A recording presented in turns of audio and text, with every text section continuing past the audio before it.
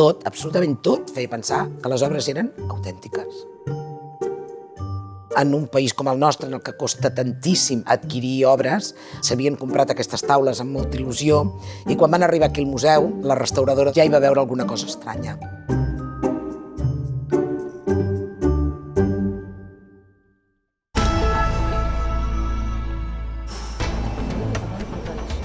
Els tècnics de la Generalitat confirmen que les 3 taules del pintor Pere Mates del Museu d'Art de Girona són falses. L'error s'ha descobert arran de la subhasta a Madrid dels originals que el Departament de Cultura ha adquirit per 36.000 euros.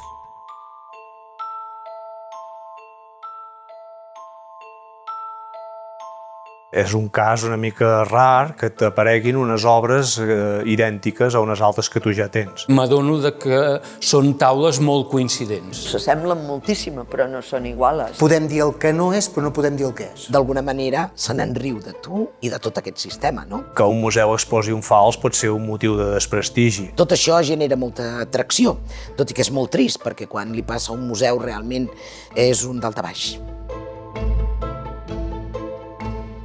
Sabíem quin era el context en què s'estava produint aquesta operació i que ens podíem enfrontar a l'evidència de que les taules adquirides en el 2010 eren les falses. No sabíem res, no sabíem si el que anàvem a veure ens tornaria a despertar la inquietud o tindríem la certesa de que eren bones.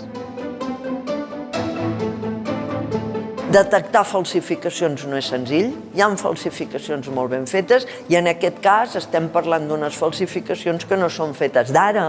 El problema és que quan passa els anys o passa el temps i amb voluntat o no, doncs això apareix al mercat com si fossin obres d'aquest autor, quan en realitat no ho són, aquí és com comencem a parlar de fals. No som únics, no ens ha passat només a nosaltres, en el Museu d'Art de Girona, ha passat a molts altres museus, museus internacionals. És difícil dir si t'estan enganyant o no. S'han de tenir especialistes, s'han de fer proves, s'ha de mirar els pigments, s'han de mirar moltes coses. El pigment blau era un blau de Prússia descobert a principis del segle XVIII, per tant, aquelles taules, evidentment, no podien ser d'època del Renaixement. Tot això va sumant i això és el que confecciona allò més proper a una veritat. Ja que tenim els falsos, ja que tenim els verdaders, anem a explicar els falsos verdaders. El món dels falsaris, dels impostors, que produeixen obres, i molts d'ells amb la voluntat d'enganyar museus, i que quan els enganyen fins i tot hi disfruten.